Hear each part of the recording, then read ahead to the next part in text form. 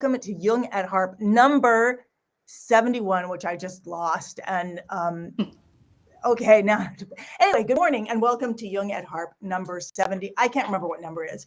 I'm Deborah Henson-Conant, and I'm here with Kathleen Wiley. And today we're going to talk about birthdays, actually. We're going to talk about birthdays. We're going to talk about finding and accepting and acknowledging and celebrating the genius in yourself.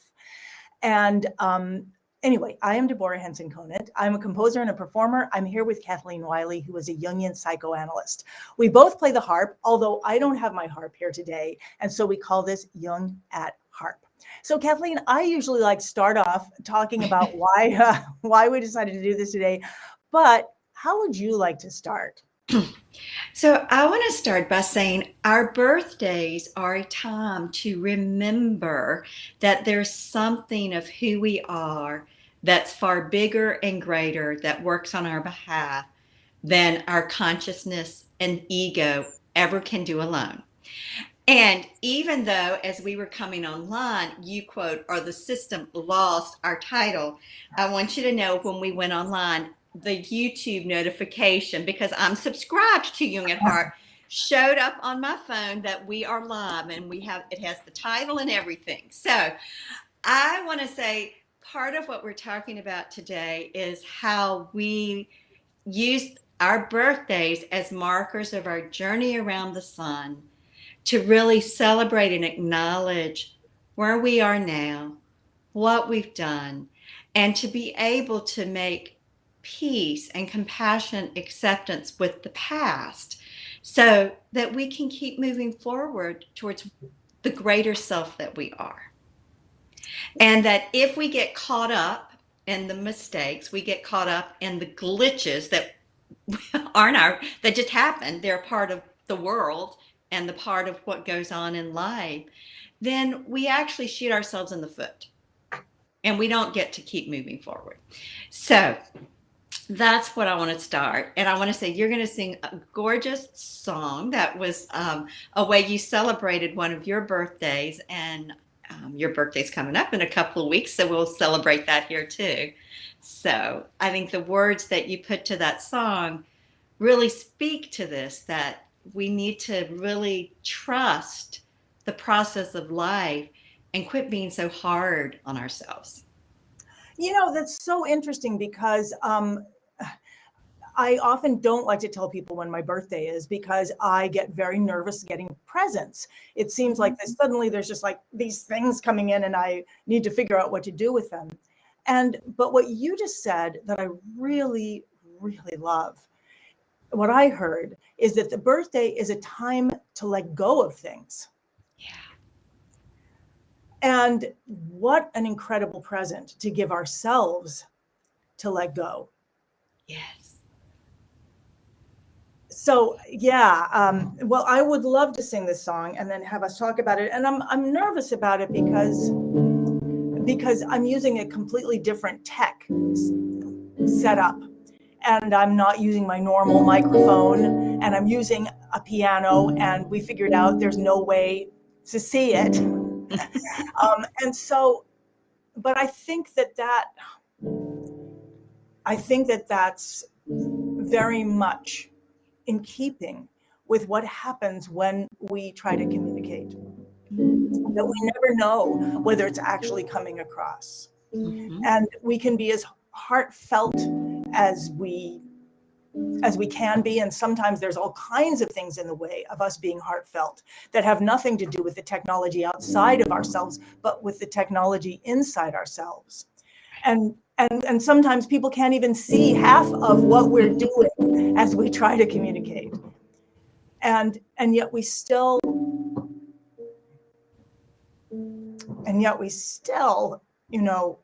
want to connect as deeply as we can, at least with what we're trying to say. And I just realized as I'm saying this now and as I'm playing this music that my whole life, music and stories, music and language, music and words has been this miraculous thing that music gives to the person who's saying the words. It gives the deeper feeling that maybe a fabulous actor can give to what they're saying, but I don't know how to put that music into my spoken language without there being music, and especially there being harmony, and especially there being a melody that comes back and that can represent so much of what's happening inside. So I'll take over the screen here. Yes. And I'm just going to say, I'm going to ask, let's not clap at the end. Okay. And just, I don't know why, but yeah, okay, let's do that. And I'll take over here. Okay, so this is a birthday song that I wrote for myself for my 40th birthday.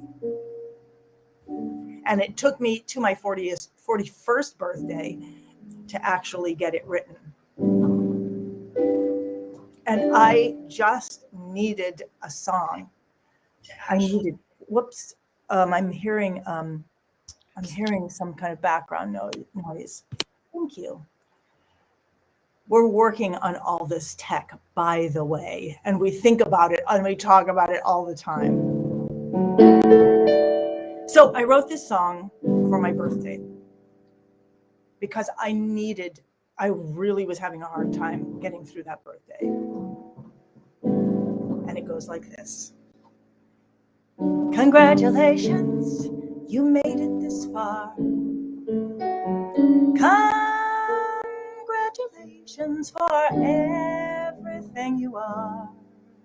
When you think you're nowhere doing nothing to me, you are a shining star.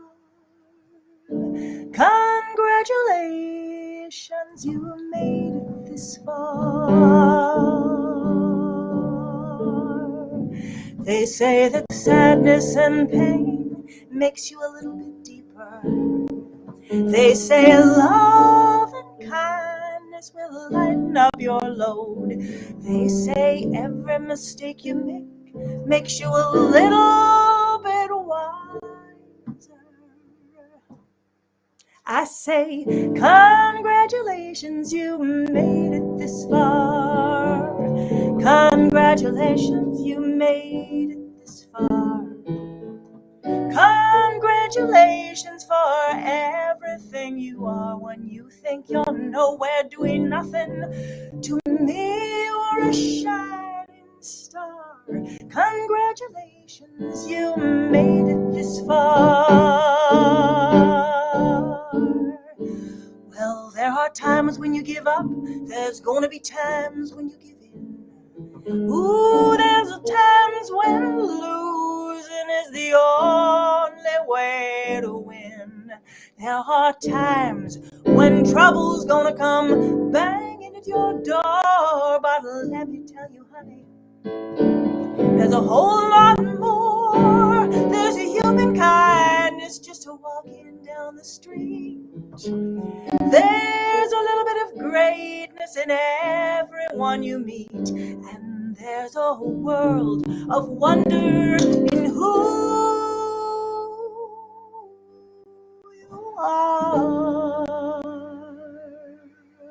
Congratulations, you made it this far. Congratulations, you made it this far. Congratulations for everything you are. When you think you're nowhere doing nothing, to me you are a shining star. Congratulations, you made it this far.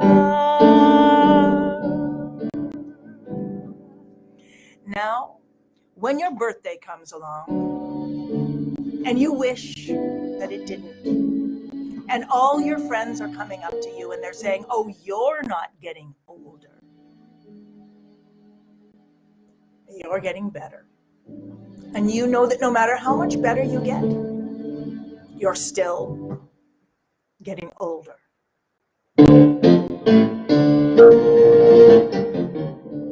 And you you start to notice that things are different. Things are different in your body. Things are different in your mind. You start to think of things that you've never thought before. You wake up one morning and you just wish that the birthday fairy would go visit someone else. Well, this is what you do when that birthday happens to you. You just walk right into the bathroom. You look in the mirror. Don't be afraid. And you look deep into your own eyes because, okay, those eyes are sitting in an older face. They are. But those eyes are still the eyes of a child. And that child has been with you from the very first day. And that child has been with you every single step of the way. And that child needs to hear something from you.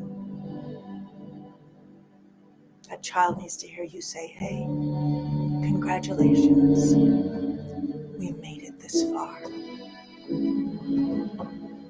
Congratulations for everything, every single thing that you are. When you think you're nowhere, doing nothing, to me,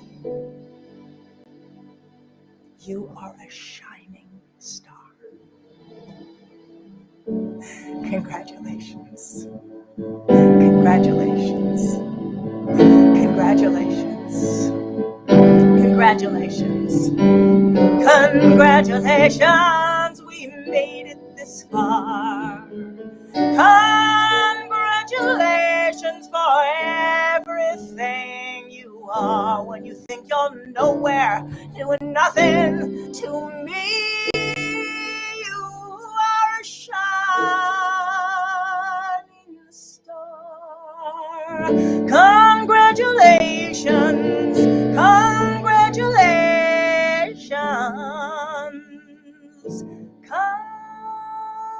congratulations. We made it this far.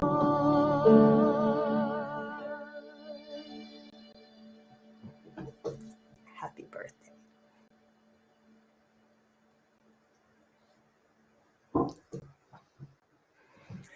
Come on back, Kathleen.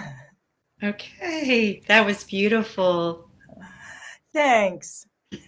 I can't wait to talk about this. I know you've been taking notes about it.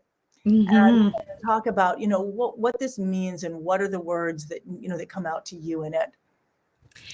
Yeah, as you were singing it just then, the words that really struck me the most in a positive way was the wonder. There's a world of wonder in who you are.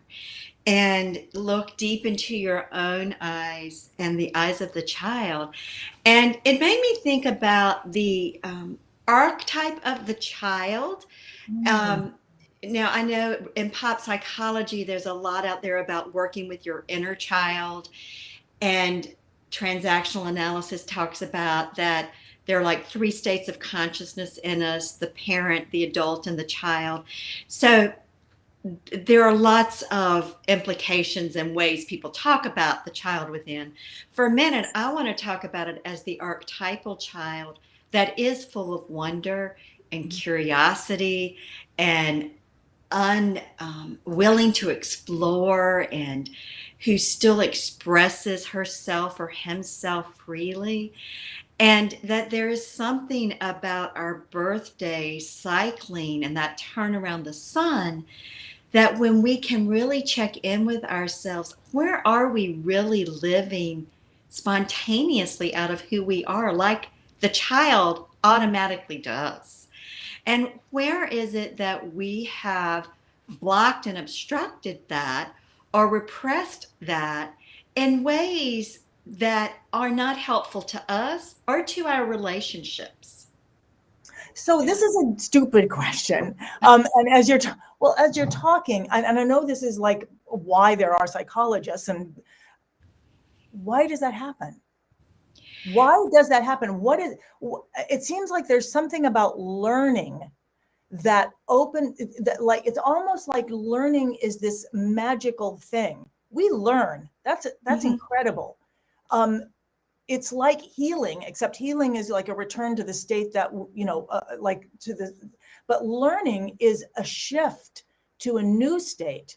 And it almost like, and I'm saying it, I'm thinking of Pandora's box, in the sense that once it's open, the power to learn comes with it, the power to learn something that suppresses, with which we suppress ourselves. Yeah, so I think a simple answer to that question, but an answer that also is very fundamental, is that in the socialization process, part of what is happening is that the caregivers are helping the infant toddler mediate instinctive responses. And think about if you have a puppy or a cat, and what kittens automatically do, and how the mother intervenes with the kitten or the puppy to treat them to, for instance, puppies will nip too hard, and so then the mother nips them back with an equal force to learn, oh, that hurts, don't do that.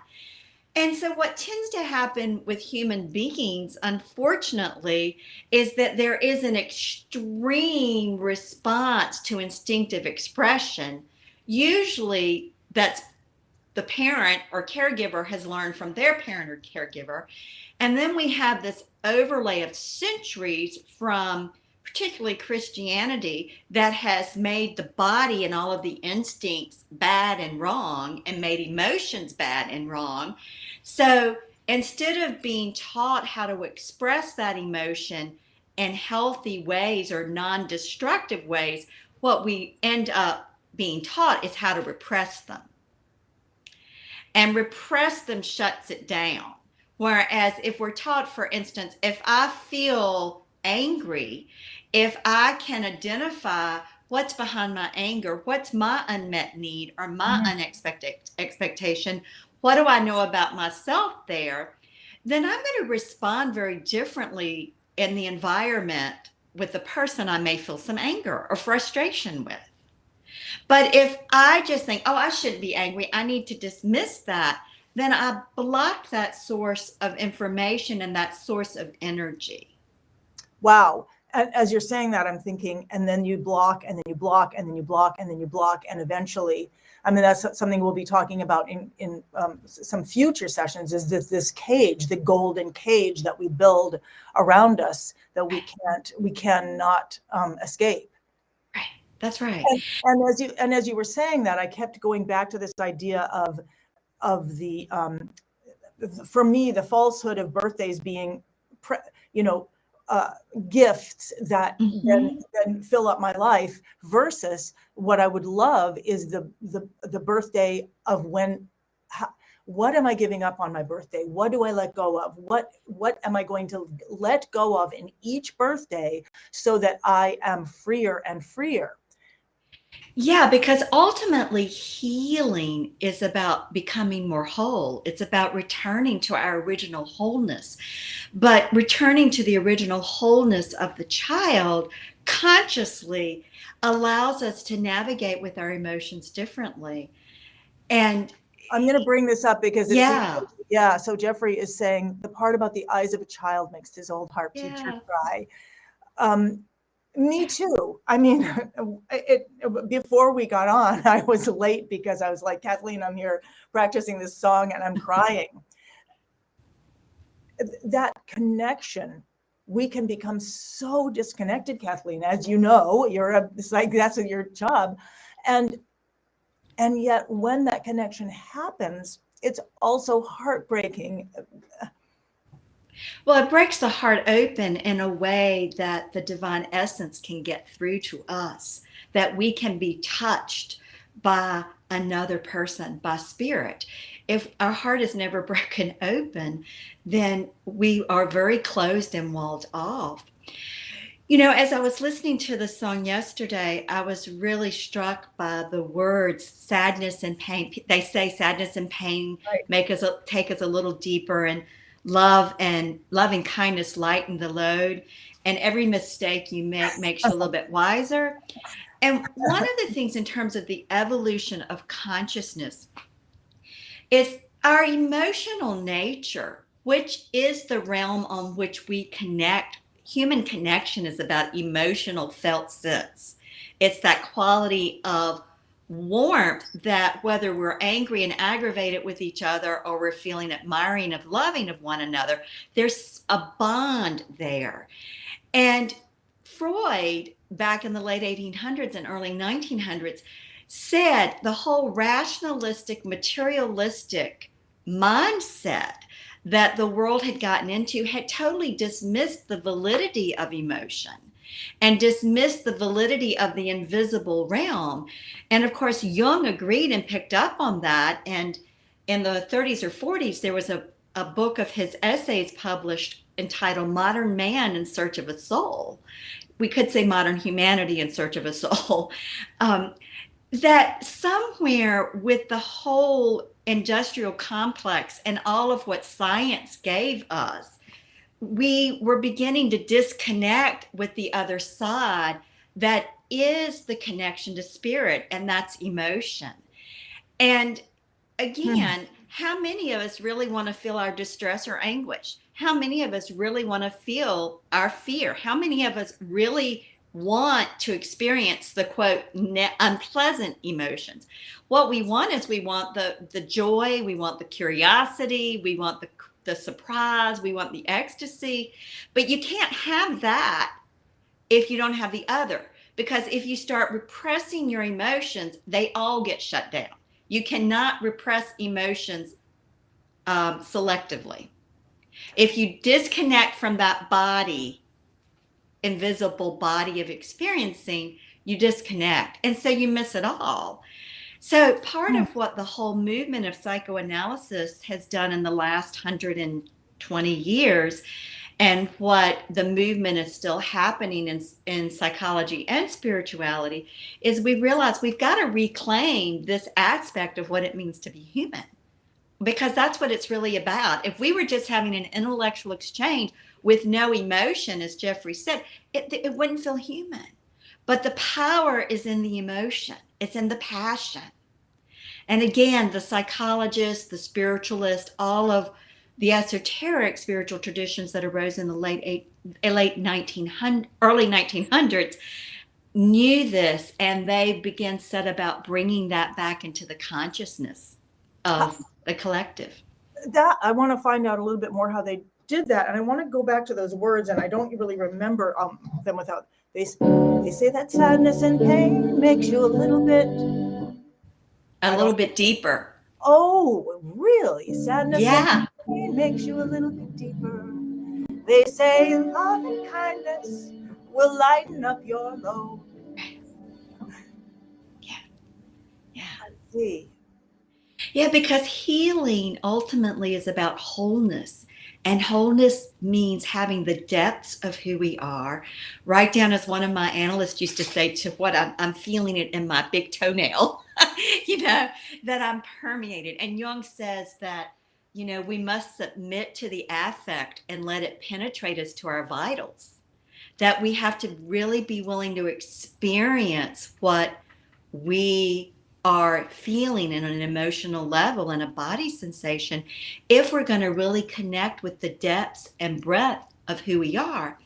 The value in that is that if I can connect with that depth and breadth, even if it's sadness or if it's love or if it's feeling like a failure, then I am also connecting with the energy that will allow me to access joy and ecstasy, and will allow me to feel a sense of accomplishment and a success. Again, they coexist. Everything exists with its opposite. So within the anger is the very energy you need to have a different experience.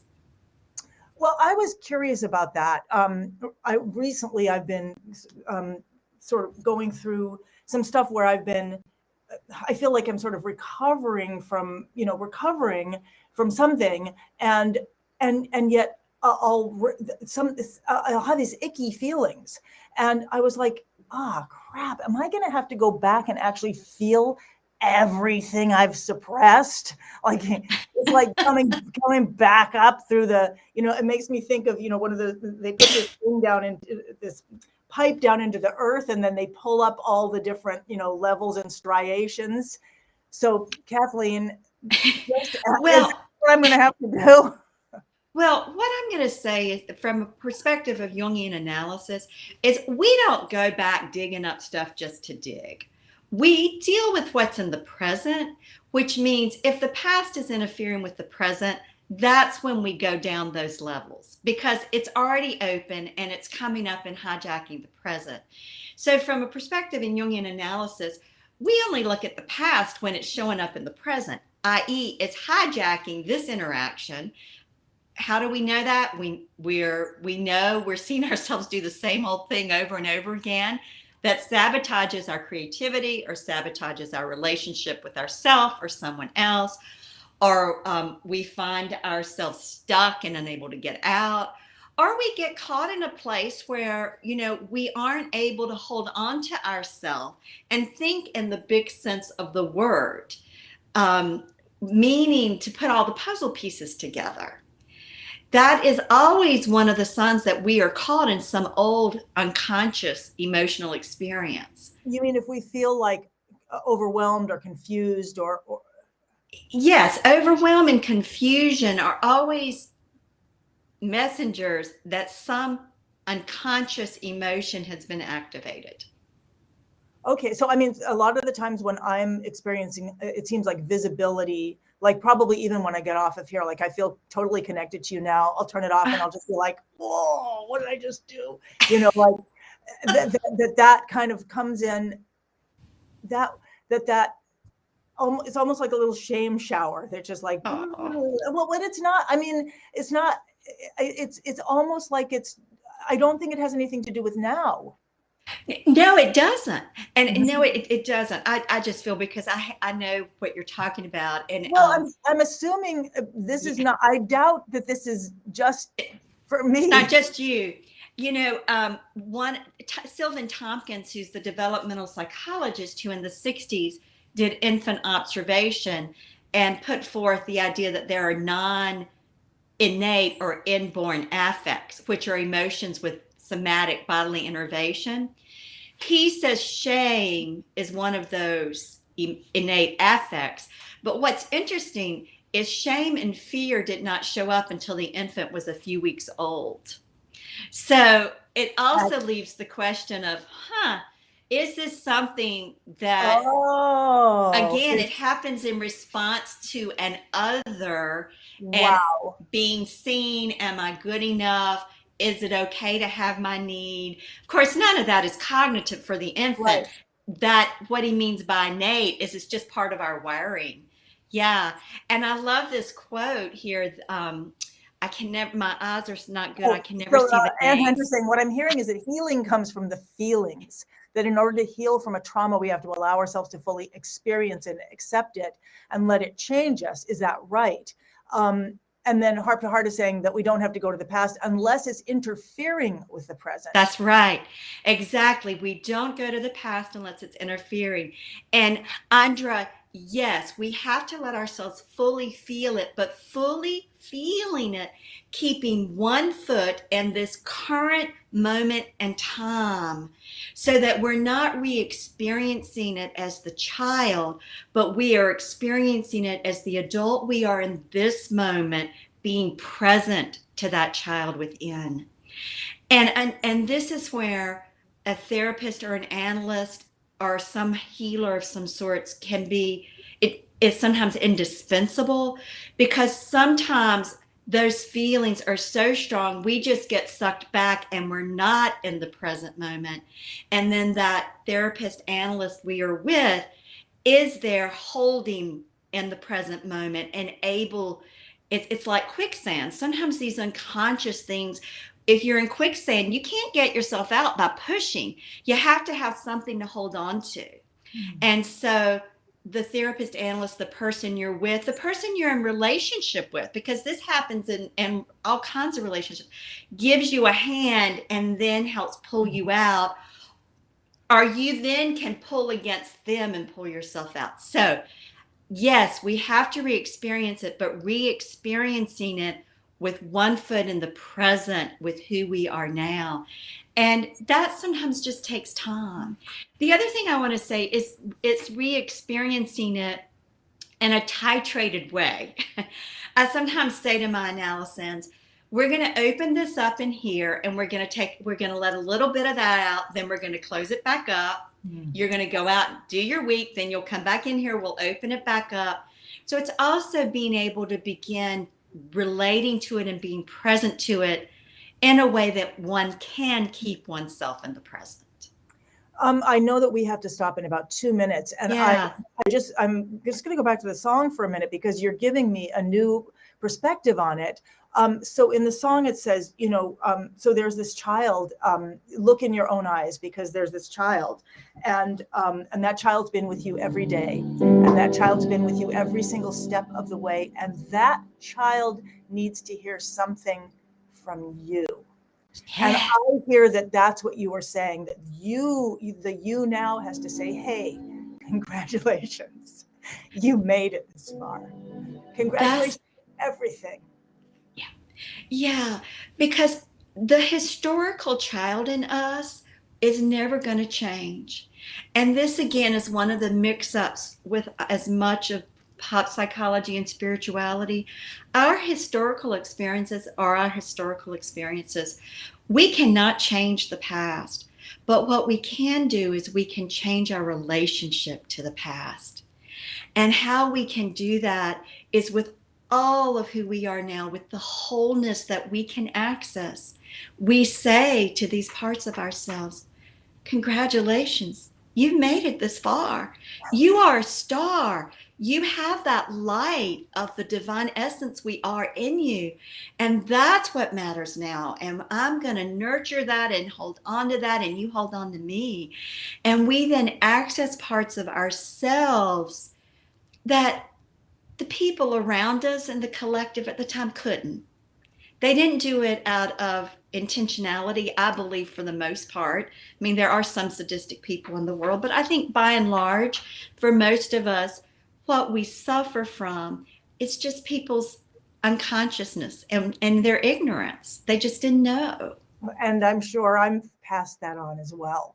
And we all do it. And so we have to be compassionate with ourselves. I mean, your song doesn't use the word compassion, but the emotion that's in the song is compassion. I agree. And I'm thinking that as my birthday the birthday month begins, and I'm thinking, what it is that I want out of this birthday. And it is to be letting go. It is to let go to, what can I let go of? And I'm thinking that, what I'll start looking, the presents I'll start looking, or the gifts I'll start looking for are those things that people say, or that I see in others that help me and give me the strength to let go, so that I can truly be present, and use this next turn around the sun to let some of those go, so that I am even more here. Yeah. Oh, Kathleen, thank you so much. What a beautiful start to, a birthday. And thank you so much for suggesting this song. And I really look forward to the one next week, which is It's Never Too Late. Yeah. Yeah. The song I wrote for my 50th birthday. Thank you. Thank you for sharing this and helping us all remember to bring compassion to that child in us, and be willing to move into the depths and wholeness. And for everybody who showed up and interacted, and those who are interacting without commenting, thank you for being here. Yeah, thank you so much for being here. This conversation is so important to me every week. Kathleen, I look forward to seeing you. Okay. And everyone else. Bye-bye.